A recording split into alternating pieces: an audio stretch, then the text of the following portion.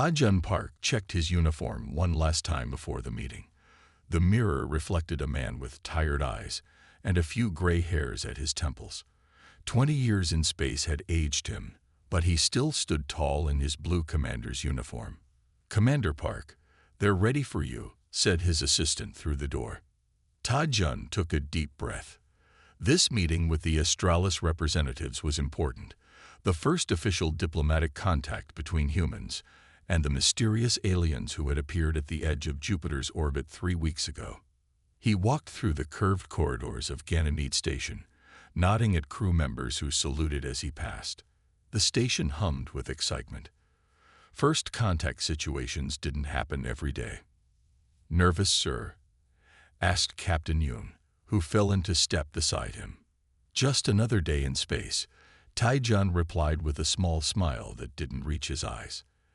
In truth, his stomach was tied in knots. This meeting could shape humanity's future for centuries. They reached the conference room doors. 2 guards stood at attention, weapons visible but not raised, a necessary precaution. "Let's make history," Ta-Jun said, squaring his shoulders before the doors slid open. The conference room was large, with a round table at its center and a massive viewport showing Jupiter's swirling storms. 4 humans were already seated, representatives from Earth's United Council. Across from them stood 3 Australis. Ta-Jun had seen images, but nothing prepared him for their actual presence. The Australis were humanoid but clearly alien, taller than humans, with skin that seemed to shift colors slightly in the light. Their eyes were larger, their fingers longer. Beautiful, but undeniably different. The lead Australis stepped forward. She was dressed in flowing garments that seemed to move even when she was still. Something about her made Ta-Jun pause, something familiar. "Welcome, Commander Park," she said in perfect English. "We've been looking forward to meeting you." Ta-Jun nodded professionally. "The pleasure is ours. Earth extends its."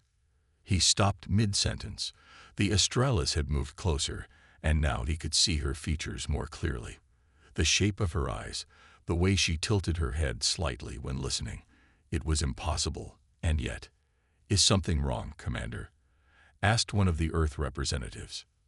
The Australis smiled, and Ta-Jun felt his heart stop. That smile. He knew that smile. "Do you recognize me, human? I was the girl you shared a bed with a few years ago," said the alien beauty, her voice carrying the same melodic quality that had enchanted him 5 years prior. The room fell silent.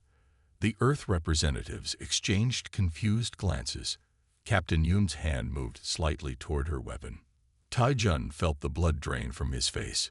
"Jisoo," he whispered, memories flooding back of the mysterious woman he'd met during shore leave on Luna Base. "We call me Hannah now," she replied with a smile that bridged worlds. Captain Yoon stepped forward. "Commander, what's going on?" Ta-Jun couldn't find words. 5 years ago. Luna Base, a 3-day shore leave that had changed him forever. He had been drinking alone at the Lunar View Bar after a difficult mission. A woman sat next to him, beautiful, curious, with questions about Earth and space that showed unusual intelligence. Jisoo, she had called herself. They talked for hours. They spent 3 days together, sharing everything. Thoughts, dreams, and eventually, a bed in his temporary quarters. Then she disappeared. No goodbye, no explanation. He'd spent months looking for her before accepting she was gone. And now she stood before him, not human at all. "Perhaps we should speak privately," Hannah suggested, looking around at the shocked faces. "Absolutely not," said Director Lee, the head of Earth's delegation. "Whatever this is, it sounds like a security breach." "I assure you," Hannah said calmly, "it was nothing of the sort. It was cultural research." "Cultural research?"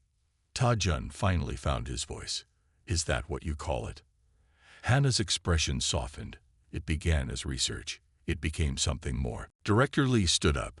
"This meeting is suspended until we understand what's happening. Commander Park, you're relieved of duty pending investigation." "That would be unwise," said one of the other Estrellas, speaking for the first time. Commander Park is precisely why we requested this specific station for our talks. The room erupted in voices. Security guards moved closer. The Estrellas remained calm. Tai-Jun held up his hands. Everyone, please, let's not derail these talks. He turned to Hana. You owe me an explanation. I owe you more than that, she said.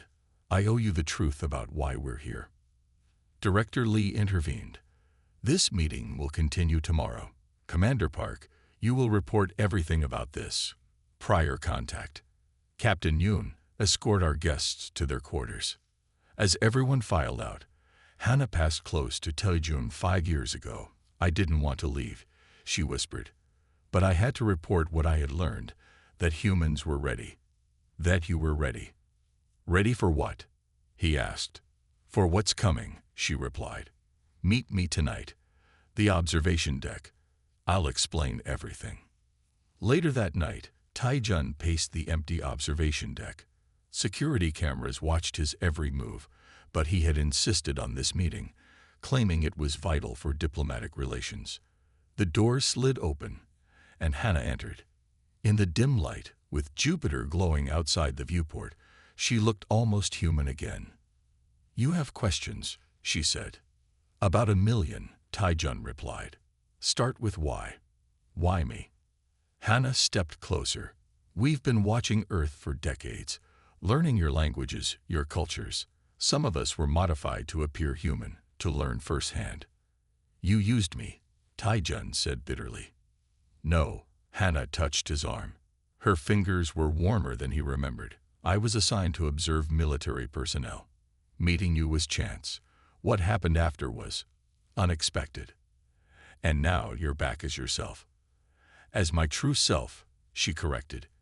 And we need your help. Tai-Jun Earth needs our help too, though your leaders don't know it yet.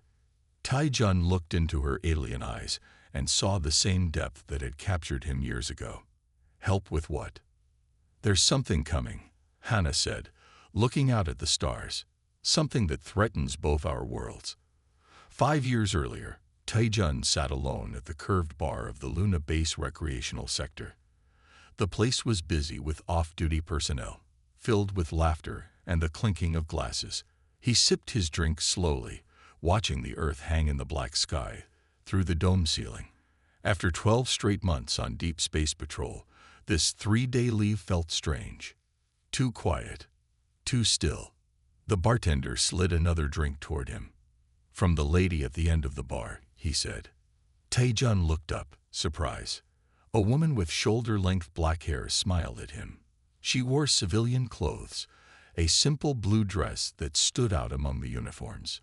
He nodded his thanks, and to his surprise, she picked up her own drink and walked over. Mind if I join you? She asked. Please, he replied, gesturing to the empty seat. I'm Tai-Jun. Ji-Soo, she said, settling beside him. Her movements were graceful, deliberate. Not military, he observed. Researcher. Ji-Soo smiled. Something like that. I study cultures. Not much culture here on Luna Base, I'm afraid. Just tired space crews and mining engineers. You'd be surprised what I find interesting, she said, her eyes meeting his. They were dark and intelligent, with something unknowable behind them. They talked for hours. Ji-Soo asked about his missions, his thoughts on space, what Earth was like for him growing up. She listened with unusual intensity, asking follow-up questions that showed she truly cared about his answers.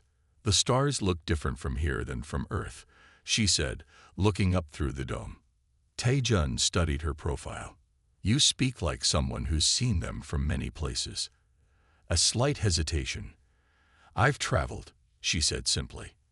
When the bar closed, they walked together through the quiet corridors of Luna Base. Neither wanted the night to end. Show me your favorite place here, Ji-Soo requested. Tai-Jun took her to the small observation deck on level 3. Few people knew about it. The Earth was rising over the lunar horizon, blue and white against the blackness. It's beautiful, Ji-Soo whispered. Your home.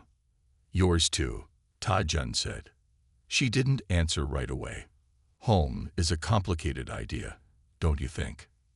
The next morning, Ta-Jun woke to find Ji-Soo examining the medals on his uniform. The one from Europa, she said when she noticed him watching. That mission isn't in public records. Ta-Jun sat up, suddenly alert. How would you know what's in public records? Ji-Soo sat on the edge of the bed.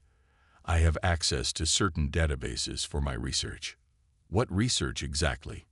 He asked carefully. Instead of answering, she touched his face. You have good instincts. Tai-Jun, you know when something isn't quite right. It's what makes you a good commander. She leaned in and kissed him, and somehow the questions faded away. They spent the day exploring Luna Base. Ji-Soo wanted to see everything. The hydroponics gardens, the command center, though Tai-Jun could only get her into the public viewing area. The mining operations. She asked countless questions about how humans lived in space, how they adapted. That evening, as they ate dinner in his quarters, she asked, "Do you ever feel lonely out there, between the stars?" "Sometimes," he admitted, "but there's a peace to it too." "I understand that," Ji-Soo said softly. "The space between worlds can be a lonely place, but there's something pure about it." On the third day, they barely left his quarters. They talked about philosophy, about the nature of humanity, about whether there might be other intelligent life among the stars. "I think we'll find others out there," Ta-Jun said. "The universe is too big for us to be alone." "And when you do?" Ji-Soo asked, tracing patterns on his chest. "What then? What will humans do when they meet something truly different?" "I hope we'll be wise enough to learn before we judge," he replied. Ji-Soo smiled and kissed him. "I hope so too." When he woke the next morning, she was gone. No note. No way to contact her. Security had no record of anyone named Ji-Soo leaving Luna Base. It was as if she had vanished into the vacuum of space. For months afterward, Tai-Jun searched for her. He checked databases, asked questions, pulled strings. Nothing. Eventually, his duties took him back to the outer planets, and the memory of those 3 days became something he kept locked away. Half convinced, he had imagined the depth of their connection. Now, 5 years later, Tai-Jun stood in the conference room on Ganymede Station, staring at the alien who called herself Hannah, but who had the same eyes, the same voice as Ji-Soo. "Our people have been studying humans for decades," Hannah explained as the Earth diplomats listened in stunned silence. "Some of us underwent genetic adaptation to appear human." "How many?" Director Lee demanded. "How many of your kind have been on Earth, in our colonies?" "Never more than 20 at a time," Hannah replied calmly. "All researchers, all peaceful." Tai-Jun couldn't focus on the political implications. One question burned in his mind. Was any of it real? He asked quietly, cutting through the growing argument around the table. The room fell silent. Hannah's gaze met his, and for a moment, he saw Ji-Soo again. "The mission was observation," she said, her voice softening. "But what happened between us was never in any protocol." "You disappeared," Tai-Jun said, aware of the others listening but past caring. "No goodbye. Nothing. I was recalled urgently," Hannah explained. "My people had detected something approaching your solar system. Something that changed everything." Director Lee interrupted. "What exactly are you saying?" "I'm saying," Hannah replied, still looking at Tai-Jun, "that we came to study humans as an interesting developing species. We stayed because we discovered you might be the only hope against what's coming for all of us." The emergency council meeting was held in Ganymede Station's secure conference room. 12 people sat around the oval table, 6 military officers, 4 civilian diplomats, and 2 scientists. Tension filled the air. News of the Astralis-covered observation program had leaked to the crews, and rumors spread faster than facts. General Kim slammed his fist on the table. "They'd been spying on us for years," he shouted, his face red with anger. "How can we possibly trust them now?" Admiral Cho nodded. 20 astralists disguised as humans, gathering information on our military capabilities, our defenses, our weaknesses. That's not what they were doing, Taijun said calmly, though he felt anything but calm. He had spent the night reading Hannah's full report on the observation program. They were learning about us, not gathering military intelligence. There's a difference. A convenient distinction, Commander, said General Kim, and one made by someone who was personally involved with one of these infiltrators. Taijun ignored the jab. The astralists could have attacked us at any time in the past 50 years if that was their intention. They didn't. They reached out officially when they detected a threat approaching our solar system. Dr. Kang, head of Xenobiology, spoke up. Commander Park is right. Their technology is clearly more advanced than ours. If conquest was their goal, why announce themselves at all? To lull us into a false sense of security, General Kim insisted. This story about a common enemy could be fabricated. Director Lee, who had been quiet until now, raised her hand. The astralists have offered to share their data on this alleged threat. I propose we examine it before making any decisions. I agree, said Taijun. Let's see what they... A deafening alarm cut him off. Red emergency lights flashed. Security breach, level 4, announced the station's eye. Unauthorized access to main power systems. All personnel report to emergency stations. The council members exchanged alarmed looks. Level 4 was where the station's fusion reactors were housed. Taijun's communicator buzzed. Commander, said Captain Yun's voice, we have a situation. Terra First extremists have somehow boarded the station. They've planted explosive devices throughout the lower levels. Terra First, a radical human first group that had been protesting the astralist presence since first contact. How many devices? Taijun asked, already moving toward the door. Unknown. At least 5 detected so far. They're threatening to detonate if we don't remove the alien infestation from the station. Where are the Astralis representatives now? Secure in their quarters with guards, Yun replied. But sir, the bombs appear to be placed near critical junctions. If they detonate, the whole station could be compromised. General Kim and the others were listening now. We need to evacuate, the general said.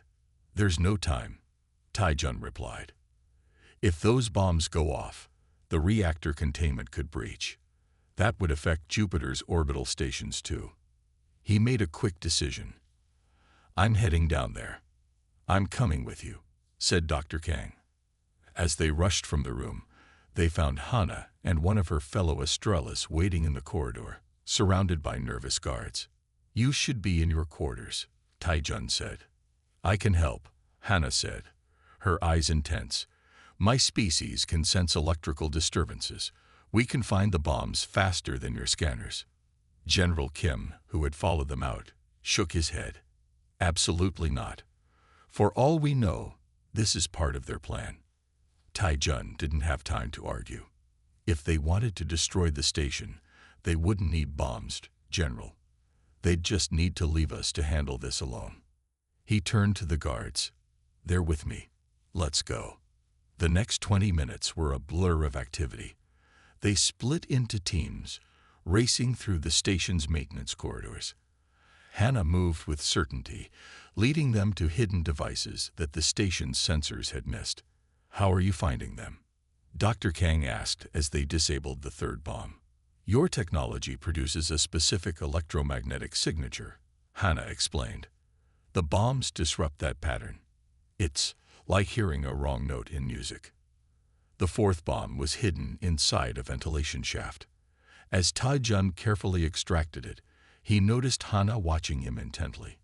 What? He asked. You're very calm under pressure, she said. You always were. Before he could respond, Captain Yun's voice came through the communicator. Commander, we've captured 2 of the Terra First members, but their leader is still missing. And we've detected a power surge near the main hub. That's the central junction, Taijun said. If a bomb goes off there, the whole station goes dark. Hannah finished. And in space. Darkness means death. Taijun nodded. Let's move. They raced through the corridors, passing frightened station personnel huddled in emergency shelters. When they reached the main power hub, they found the door sealed. Someone's inside, Dr. Kang said, checking the security panel.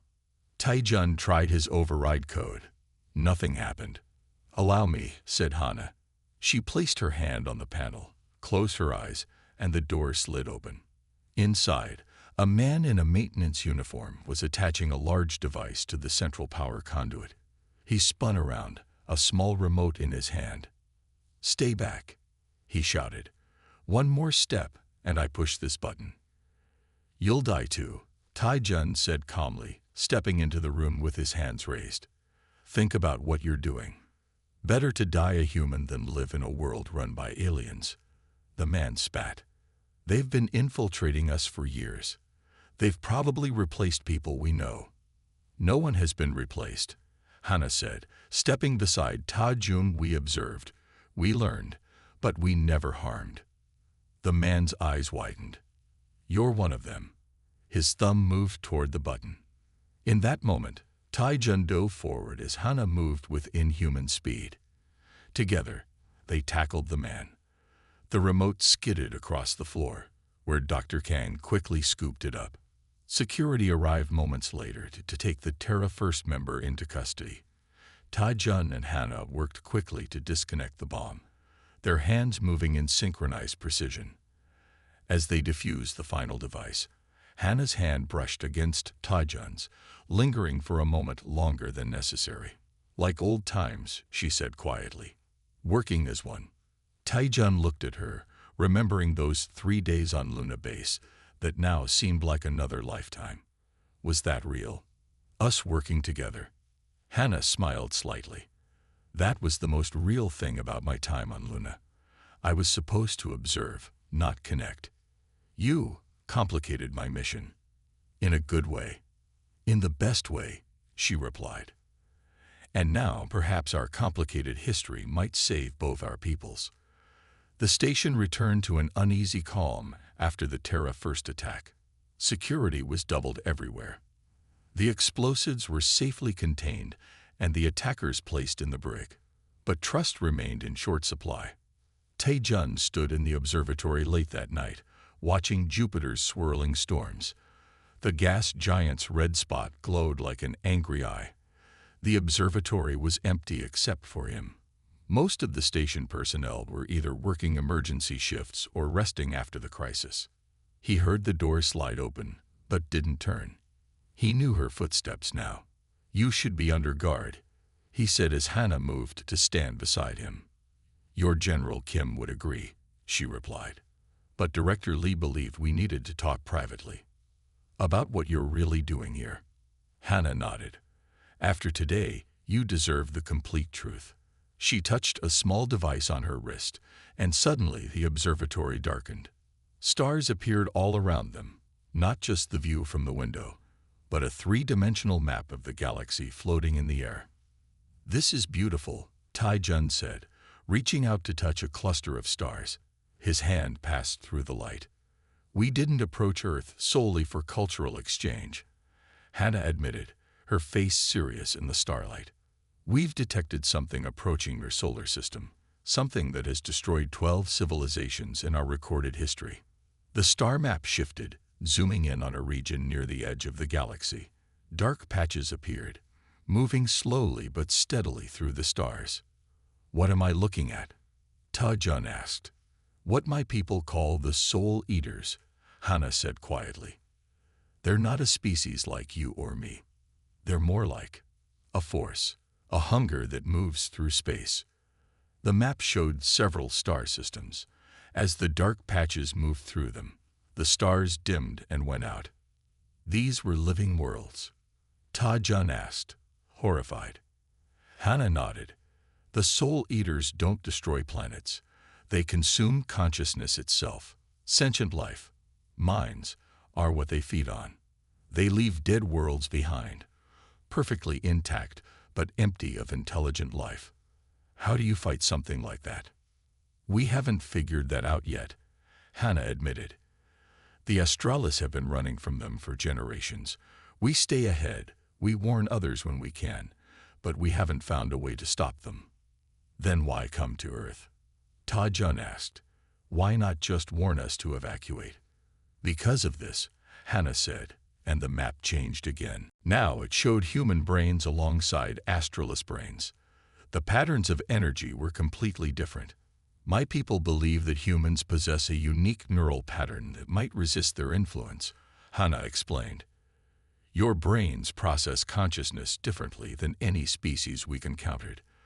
The Soul Eaters attack through a kind of psychic field that overwhelms most sentient minds.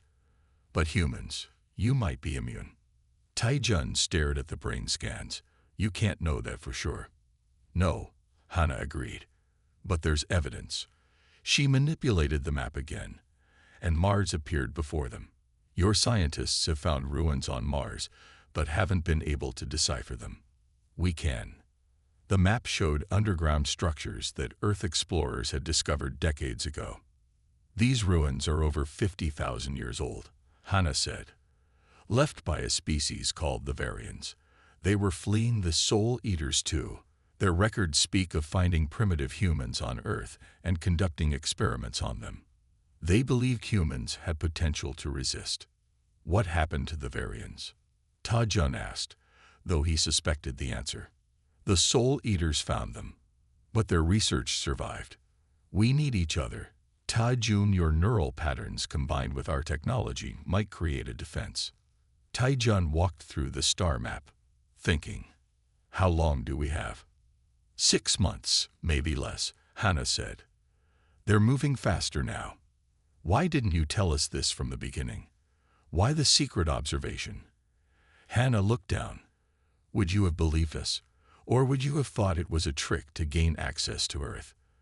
We needed to understand humans first, to learn how to communicate with you effectively. And that's why you came to Luna Base 5 years ago. To study me. At first, Hannah admitted, you were a military commander with access to Earth's defense systems, a potentially valuable contact. But what happened between us wasn't planned. Tai Jun wanted to believe her. The rational part of his mind warned him to be cautious, but something deeper, intuition perhaps, told him she was telling the truth. I need proof, he said finally. Something I can take to Earth's leaders. We have coordinates for another Varian outpost on Mars, Hannah said. One your people haven't discovered yet. Inside is a recording of a Soul Eater attack. Seeing is believing, Tai Jun. 3 days later, Tai Jun stood before the Earth Defense Council in their lunar headquarters. Behind him, displayed on the massive screen, were images from the Mars expedition. As you can see, he said, pointing to the hieroglyphics carved into ancient stone, these match exactly what the Australis showed us. The Varians were here, studying early humans, looking for a defense against these Soul Eaters. General Kim remained skeptical. This proves there were aliens on Mars once. It doesn't prove this current threat exists. Then look at this, Ta Jun said, playing the recording they'd found in the hidden Varian outpost. The screen showed a peaceful alien city. Then darkness fell, not like night, but like a living shadow spreading across the landscape. Where it touched, people fell. Not dead. Something worse. Their bodies remained standing, but emptiness replaced their eyes. The recording ended abruptly. Silence filled the council chamber. The Soul Eaters will reach our solar system in less than 6 months, Tai Jun said into the quiet. The Australis are offering to help us prepare, to combine our unique neural patterns with their technology. And in return, asked Director Lee. They want to survive, just as we do, Tai Jun replied. This isn't just about saving humanity. It's about two species working together to face something neither can defeat alone. As the council debated, Tai Jun found himself defending not just humanity's future, but a partnership that transcended species. And somewhere in his arguments, he realized he was also defending the connection he and Hannah had formed, a bridge between two worlds that might now save them both. The joint fleet took 3 months to build. Earth contributed 200 ships, from massive carriers to small fast fighters. The Australis brought 60 vessels of their own, strange, organic-looking craft that seemed to pulse with inner light. Together, they formed a defensive line at the edge of the solar system, just beyond Pluto's orbit. The command ship, Hope's Horizon, was a hybrid of both technologies. Humans handled the weapons and navigation, while the Australis managed the new psychic defense systems designed to repel the Soul Eaters. Tai-Jun stood on the bridge, watching the crew work, humans and Australis side by side, still awkward with each other, but united by common purpose. 6 months ago, humans hadn't even known the Australis existed. Now, their futures were tied together. "The neural link is stable," reported Hannah from her station. She wore a light-fitting suit that enhanced her natural telepathic abilities and connected her to the 100 other Australis spread throughout the fleet. "All ships in position," added Captain Min. "Weapons ready." Tai-Jun nodded. "Now we wait." The waiting was the hardest part. Day after day, they scanned the emptiness of space, searching for signs of the Soul Eaters. Some of the crew began to doubt. Maybe the threat wasn't real. Maybe the Australis had other motives. Tai-Jun didn't doubt. He had seen the evidence, felt the truth of it. And he trusted Hannah, despite everything. On the 30th day, the sensors detected something. "Commander," called out the science officer, "we're picking up distortions in space about 2 light minutes from our position." "All ships, battle stations," Tai-Jun ordered. "This is not a drill." The bridge erupted in activity. Screens lit up, showing the approaching anomaly. It wasn't a ship or a fleet. It was more like a tear in space itself, a moving darkness that seemed to bend light around it. "They're here," Hannah said quietly. Her skin had paled, and her hands trembled slightly. "I can feel them." "All Australis, activate neural shields," ordered Tai-Jun. Human crews switched to filtered communications only. They had prepared for this. The Soul Eaters attacked through consciousness itself. The plan was for the Australis to create a psychic barrier while the humans, hopefully resistant to the Soul Eaters' influence, would handle the physical defense. The darkness spread, reaching toward the fleet like black tendrils. Where it touched the emptiness of space, stars seemed to dim. "Fire primary weapons," Tai-Jun ordered. Beams of focused energy shot from the fleet's larger ships, cutting through the darkness. For a moment, it seemed to work. The tendrils pulled back. Then they surged forward again, faster than before. "No effect," reported Captain Min. "It's still coming." The first ships to make contact were on the outer edge of the formation. Tai-Jun watched the screens in horror as crew vital signs went flat. The ships themselves continued to function, but their crews, "They're gone," whispered Hannah. "Their minds, just empty now." Tai-Jun felt sweat beading on his forehead. "Fall back to secondary position. Activate the neural link."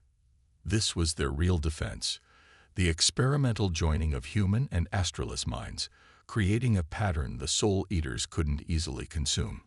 They had tested it on a small scale, but never with the entire fleet. Hannah moved to stand beside Tai-Jun. She held out her hand.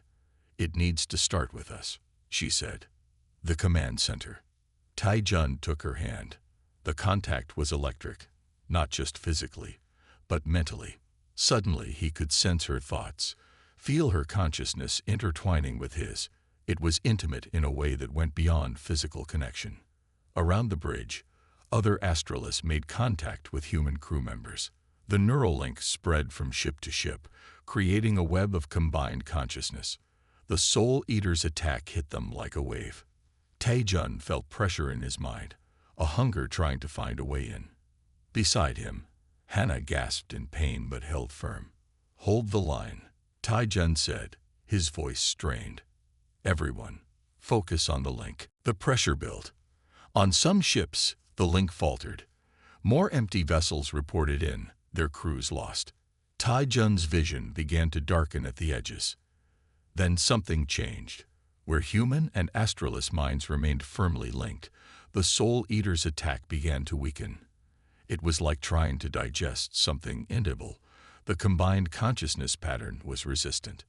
"It's working," Hannah said, her voice tight with effort. "Keep holding." Minutes stretched into an hour. The attack continued, but with decreasing strength. Finally, impossibly, the darkness began to recede. "They're pulling back," reported the science officer in disbelief. "The distortion is closing." The Soul Eaters, encountering resistance for the first time in millennia, retreated. The darkness folded in on itself and vanished from their sensors. For a moment, the bridge was absolutely silent. Then cheers erupted, spreading from ship to ship across the fleet. They had done it. They had survived. The celebrations lasted for days. Both fleets maintained position, watching for any sign of the Soul Eaters' return, but also reveling in their victory. Humans and Astralis mingled, no longer separated by suspicion. Later, as celebrations echoed throughout both fleets, Taijun found Hannah in the observation lounge. She stood alone by the viewport, watching the stars. "There you are," he said, joining her. "You should be celebrating. You're a hero."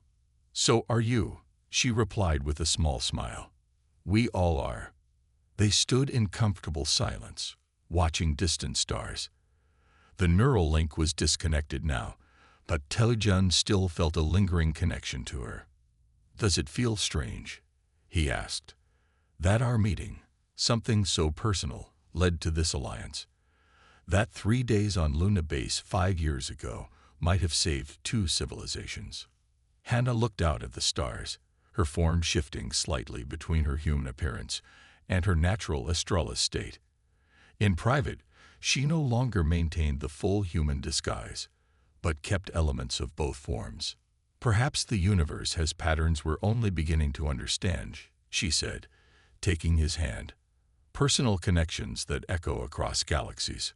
On the view screen, a transmission showed Earth and the Astralis homeworld in celebration, joined by a new treaty of alliance, the first of its kind between humans and another species. "They'll come back, won't they?" Taijun asked quietly. "The Soul Eaters." "Probably," Hannah admitted. "But next time, we'll be ready. Together." As Earth and the Astralis homeworld aligned in the viewport, Taijun realized that whatever challenges lay ahead, neither humanity nor the Astralis would face them alone. And neither would he and Hannah. The end.